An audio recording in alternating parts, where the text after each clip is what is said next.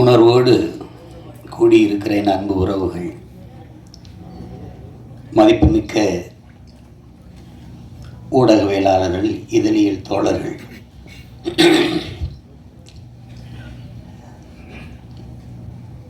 திரைப்படைப்பாளர்கள், கலைஞர்கள், தயாரிப்பாளர்கள் அனைவருக்கும் என்னுடைய அன்பும் வணக்கமும்.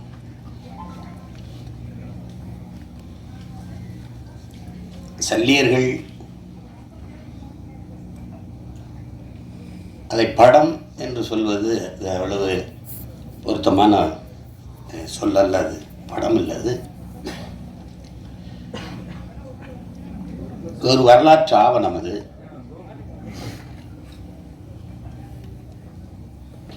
இங்கே பேசிய தம்பி கௌதமன் உட்பட எல்லாருமே குறிப்பிட்டார்கள்.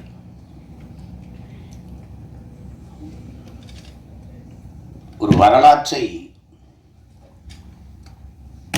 மறந்துவிட்ட இனம் வாழாது. வேற இழந்த மரமும் வரலாற்றை மறந்த இனமும் வாழாது. தன்னின வரலாறு தெரியாத எந்த இனமும் எழுச்சி வர முடியாது. எங்க இனத்திற்கென்று வரலாறே கிடையாது. ஏன்னா வரலாற்றை படைப்பவனுக்கு வரலாற்றை எழுத நேரம் இருக்க. இங்க பிரச்சனையே கல்லணை பார்த்ததுல எங்க பாட்டை ஒருத்தன் கல்லணை கட்டி வச்சிருக்கா, சோழன் ஆண்டிருக்கா கரிகாலன்னு தெரியுது. பெருவுடையார் கோயில் இல்லைன்னா அதுவும் இல்லை. அருண்மொழி சோழன்னு ஒருத்தன் ஆண்டா, அவனுக்கு ஒரு மகன் இருந்தான் அரசேந்திர சோழ, உலகம் புறா படையெடுத்து போய் வென்றாங்க அப்படின்லாம் வரலாற்று பதிவு எங்களுக்கு இல்லை. இப்போதைக்கு இருக்கிற இந்த முன்னோர்கள் தீரன் சின்னமலைக்கோ மருதுபாண்டிக்கோ பூலித்தேவனுக்கோ வேலுநாச்சியாருக்கோ அவங்களுக்கும் ஒன்றும் இல்லை. பாட்டனார் அழகுமுத்துக்கோனை பற்றி பேசலாம்னு படித்தா 30 பக்கம் இருக்குது. அதில் கடைசி 3 பக்கம் தான் அவரை பற்றி செய்திருக்கு. எல்லாம் தமிழரின வரலாறு நீங்கள் இப்படி பார்த்தீங்கன்னா, முன்னோர்களுடைய இதை பார்த்துட்டே வரும்போது எதிரிகளால் வீழ்த்தப்பட்டதே கிடையாது. எல்லாம் உடன் பிறந்த ரத்த துரோகங்களை தான் தோக்கடிக்கணும். கடைசி எங்கள் தலைவர் உட்பட எல்லாமே. நீங்கள் வேலுநாச்சியாரா அங்கே ஒரு துரோகம், மருதுபாண்டியாரா அங்கே ஒரு துரோகம், தீரன் சின்னமலையா கூட இருக்கிறவனே செஞ்ச துரோகம், பண்டார வண்டியானா அவனை என் சொந்த ரத்தக்காரனே எங்களுக்கு துரோகம் பண்ணி இப்படி தோத்ததான் எங்களுடைய இந்த படிப்பினை ஏன் தேவைப்படுது அப்படின்னா, அது கற்றறிவை விட பட்டறிவு மேலானதுங்க. அதனாலதான் அது அண்ணல் அம்பேத்கர் வரலாற்றை படிக்காதவன் வரலாற்றை படைக்கவே முடியாதுங்கிறார். அது ஹோசிமின் வரலாற்றை மறந்து விட்ட இனம் சுடுகாட்டில் இறந்து கிடக்கிற பிணமிடாங்கிறார். அது ஒன்றும் பயன்படாதார். நமக்கு இலக்கிய சான்று தான் இருக்குது. பாண்டிய நெடுஞ்செழியன் மதுரை ஆண்டான் அப்படின்னா அங்கே ஒரு பெருமாட்டி கண்ணகி போய் கால் சிலம்பை உடைச்சு நீதியை நிலைநாட்டினான்னு இலக்கிய சான்று தான். வரலாற்று சான்று எங்க இருக்கு? இல்லை. ஆனால் இதை தெளிர்ந்து உணர்ந்த ஒரு மகன் இந்த இனத்தில் இருக்கிறாருன்னா அது என் உயிர் தலைவன் எங்கள் அண்ணன் மேதகு பிரபாகரன் அவர்கள். எல்லாவற்றையும் ஆவணப்படுத்தினார். அந்த ஆவணங்கள் பாதுகாப்பாக இல்லைங்கிறது வேற. அது இறுதி போரில் பாதிக்கு மேலே சிதைஞ்சு அழிஞ்சு போச்சு. சில இது பாதுகாக்கப்பட்டிருக்கலாம். இப்போ நீங்கள் உங்களுக்கு ஒரு உதாரணம் சொல்ல பாருங்க. அனுராதபுரத்தை அடிக்கிறார், முடிவு பண்ணிட்டார். 21 போராளிகள் போறாங்க, கரும்புலி மறவர்கள். இதுல 3 பேர் படப்பதிவு, இது இந்த போரை பதிவு செய்யறதுக்கு மட்டுமே 3 பேர் அனுப்புறாரு. உன் உடன் பயிற்சி எடுத்தவன், உடன் பிறந்தவன், இது ஒரே நோக்கத்துக்காக நிற்கிற ஒருதாய் பிள்ளைகள், அவன் மூடி செத்துட்டா கூட அவனை போய் தூக்குறதுங்கிறதுலாம் வேலை இல்லை. அவன் சண்டை போடுறது நீ ஆவணப்படுத்தணும். அதுதான் அது. ஏன்னா கடந்த கால வரலாறு நமக்கு இல்லாதனால நிகழ்காலம் தெரியல. நிகழ்காலம் இல்லாதவனுக்கு எதிர்காலமே. கவிப்பேரரசு வைரமுத்து கூட சொல்றாரு, ஒருத்தனே நிகழ்காலத்தை குனிந்து பார்ப்பது எதிர்காலத்தில் நிமிர்ந்து நிற்கத்தான். அப்ப அந்த பதிவு இருக்கணும்னு அவர் நினைச்சார். அது ஒவ்வொன்றையும் ஆவணப்படுத்தினார். அவருக்கு ஒரு பேராவல் இருக்குது. பேராவல் பெரும் விருப்பம் தான் சொல்லணும். அது என்னன்னா, சிம்லெஸ் லிஸ்ட்டு போல், ஒரு பிரேவ் ஹார்ட் போல், ஒரு 10 கமாண்ட்மெண்ட்ஸ் போல் நம்முடைய விடுதலை போராட்ட வரலாறும் ஆவணப்படுத்து படமாக வரணும், திரையில் ஒரு வந்துடணும்னு பெரிய ஆர்வப்பட்டார். அதுக்காக தான் அவர் ஆணிவேர் எடுத்தார், தயாரித்தாங்க. அதுக்கு பயிற்சி கொடுக்கறதுக்கு எங்கள் அப்பா பாரதி ராஜா, ஐயா மகேந்திரன் போன்றவர்களை அழைச்சிட்டு போனாங்க. எங்கள் பிள்ளைகளுக்கே நீங்கள் பயிற்சி கொடுங்க, அவங்களே எடுத்துக்கிடுவாங்க. அப்படி தான் அந்த மாதிரி செஞ்சார். அதில் தான் எல்லாளன் படமும் எடுக்கப்பட்டது. ஆனால் அவருக்கு ஒரு பெருங்கனவு இருந்தது, அது கெடுவாய்ப்பாக நிறைவேறலை, அதை எடுத்து ஆவணப்படுத்தணும்ட்டு. இப்போ தம்பி கூட சொன்னார், தலைவருடைய வரலாற்றை எடுக்கணும், பதிவு பண்ணணும், எடுக்கணும், உறுதியாக எடுக்கணும். அதில் இருக்கிற பிரச்சனை என்னென்னா, நான் மேடையில் இப்படி பதாகை வச்சுன்னு வச்சுருக்கல, எங்கள் அண்ணன் பதாகையை அது நேரலையில் போட மாட்டாங்க. அதுக்காக இந்த ஓரத்தில் கொஞ்சம் வைங்க, அந்த ஓரத்தில் வைங்க, பதிவு பண்ணுறவங்களுக்கு எந்த தொந்தரவும் இல்லாமல் இருக்கட்டும்ட்டு தள்ளி வைப்போம். வலையொலியில் எங்கள் தலைவருக்கு வாழ்த்து அந்த பிறந்த நாளில் வர்றதை அப்படியே அது புகார் அளித்து நீக்கிடுவாங்க, அப்படி தடை பண்ணிவிட்டுருவாங்க. சுவரொட்டி ஒட்டினீங்கன்னா காவல்துறைக்கு வேலையே அதை கிழிக்கிறது தான். நான் கூட சொன்னேன், போலீஸ்லாம் என்ன பண்ணி கிழிச்சிங்கன்னா அந்த உங்கள் போஸ்டர் கிழிச்சோம்னு சொல்லணும்ல எதிர்காலத்தில், அதுக்கு தான் இந்த வேலையை செய்யுது. நாங்களே குருவி செத்த பாரு அங்கேயே காசு சேர்த்து ஒட்டுவோம், கிழிச்சு விட்ருவோம். ஏன்னா அதுக்கான அரசியல் சூழல் இல்லை.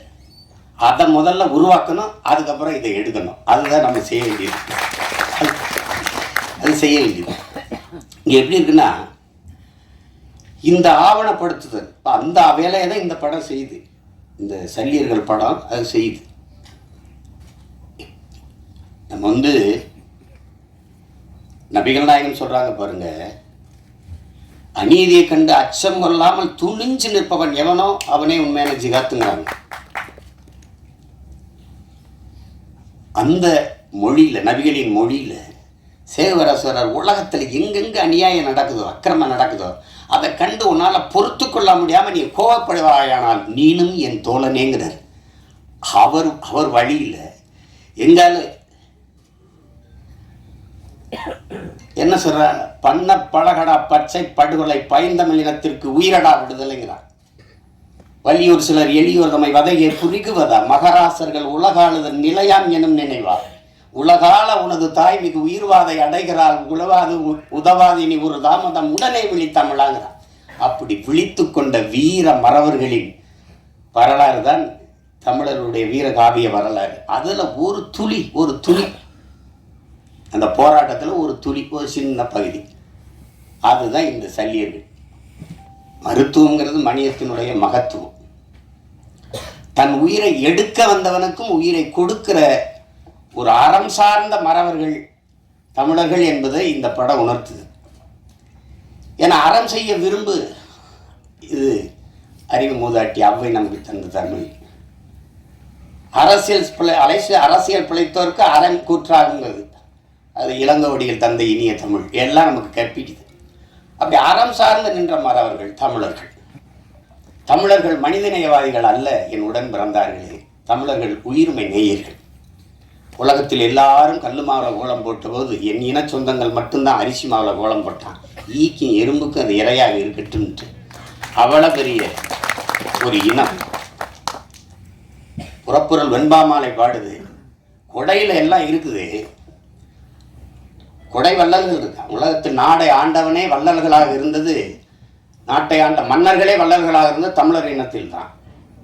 அந்த இனத்தில் இந்த பாரியின் பேகனம் தான் ஆகச்சிறந்த கொடையாளிகள்னு புறப்புறல் வெண்பாமலைப்படுது. அப்போ ஏன் அவன்லாம் ஆய் நல்லி அதிகமானலாம் காரி ஓரியில் அவங்களாம் இல்லையா அப்படின்னா, இல்லை, பாரியும் வேகனும் தான் ஆகச்சிறந்த கொடையாளர்கள். ஏன் அப்படின்னா, இந்த கேட்டு கொடுக்கறது கொடை தாங்க, ஆனால் கேட்கும்போது அவன் தன்மானத்தை இழந்துடுறாங்க, அதனால சிறந்த கொடை இல்லை. கேட்காம கொடுக்கறதும் கொடை தான், ஆனால் அதையும் விட ஆகச்சிறந்த கொடை இருக்குது. அது என்னன்னா, கேட்கும் திறனற்ற உயிர்களுக்கு கொடுக்கறதுங்கிறான்.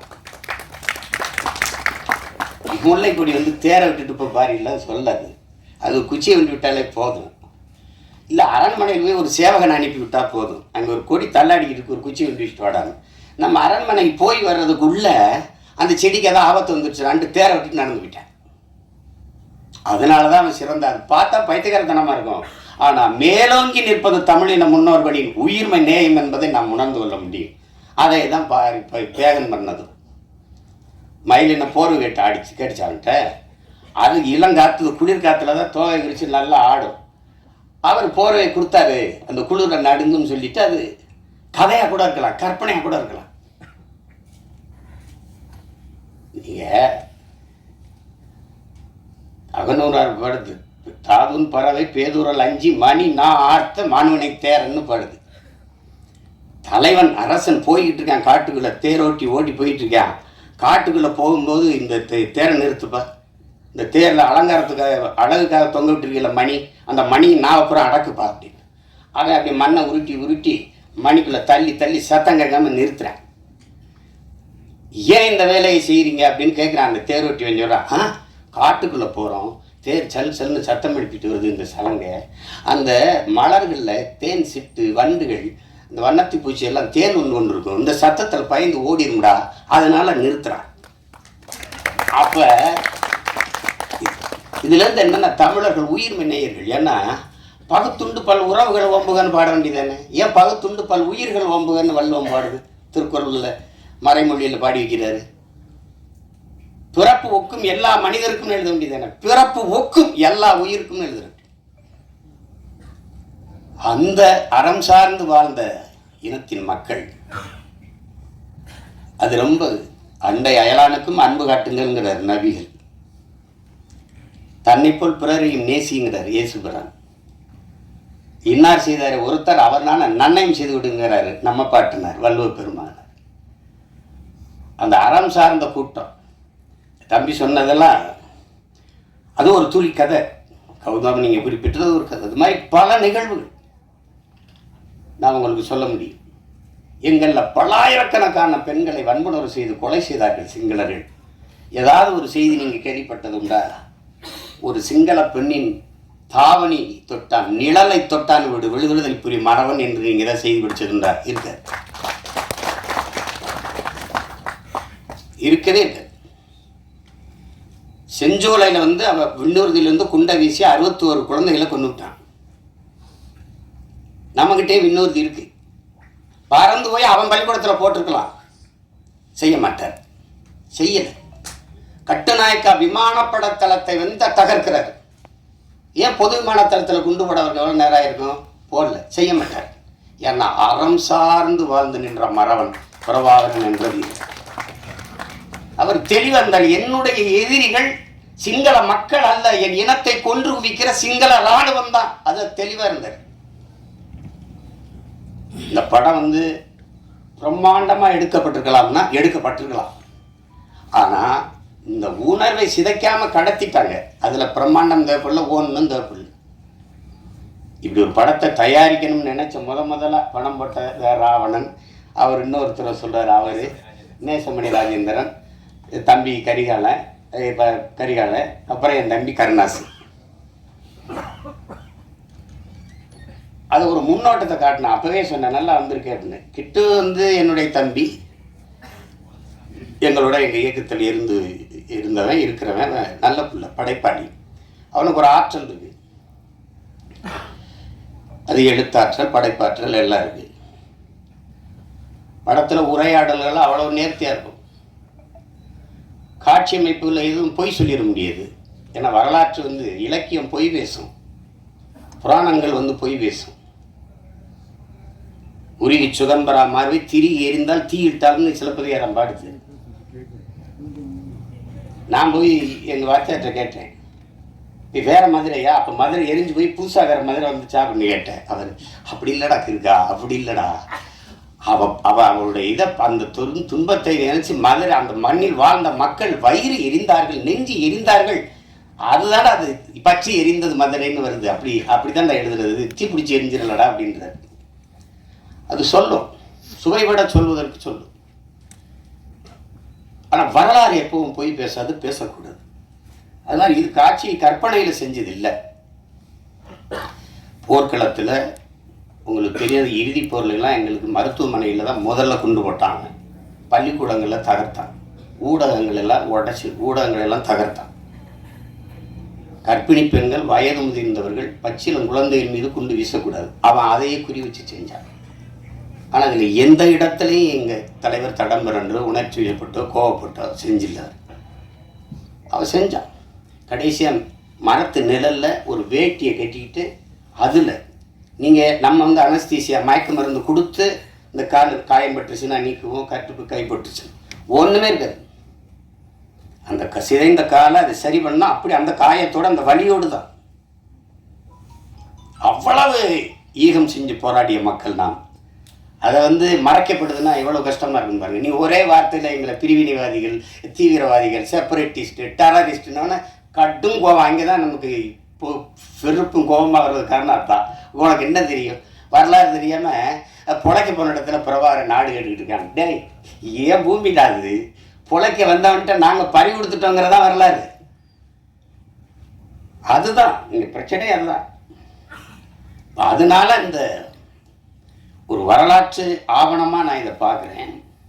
அந்த போர்க்களத்துலேயும் அந்த சூழல்லையும் காயம்பட்ட போராளிகளுக்கு மருத்துவம் கொடுக்கறதுக்கு பதுங்கு குழியிலேயே மருத்துவமனையை வச்சு எப்படி அதை கட்டமைச்சிருக்காருங்கிறது நீங்கள் பார்க்கும்போது தெரியும், படம் பார்க்கும்போது. அது மாதிரி தம்பி திருமுருகன் அவர்கள் சொன்னது மாதிரி ஒரு பகைவனாக இருந்தாலும் அவனுக்கு அன்பு காட்டுங்கிறத அதை தான் இந்த படம் உணர்த்துது. முழு கதையும் நம்ம சொல்லிட்டு இருக்க வேண்டியதில்லை. ஏன்னா நீங்கள் பார்க்கணும், அவசியம் பார்க்கணும். அதில் அந்த நந்தினியாக அந்த மருத்துவ பெண்ணாக நடிச்சிருக்கிற சத்யாதேவிக்கு வந்து எவ்வளோ பாராட்டினாலும் தரும். அது புது நடிகை, புதுசாக பங்கேற்றுக்காங்கன்னு சொல்ல முடியாது. இதே மாதிரி முகம்தான் அந்த நாட்டில், அந்த காட்டில் என்ன பார்த்தனோ அதே மாதிரி ஒரு முகம். அந்த காட்டில் எப்படி எங்கள் போராளி வீரர்களை பார்த்தனோ அதே மாதிரி ஒரு முகம் மகேந்திரன். ரொம்ப நல்லா பண்ணியிருப்பாங்க ரெண்டு பேருமே. அதை நீங்கள் பார்த்து அந்த உணர்வை நீங்கள் உள்வாங்கணுங்கிறதா என்னோட. அதுக்காக அதை திரும்ப பேசிட்டு இருக்க வேண்டியதில்லை, அதை செய்ய வேண்டியதில்லை.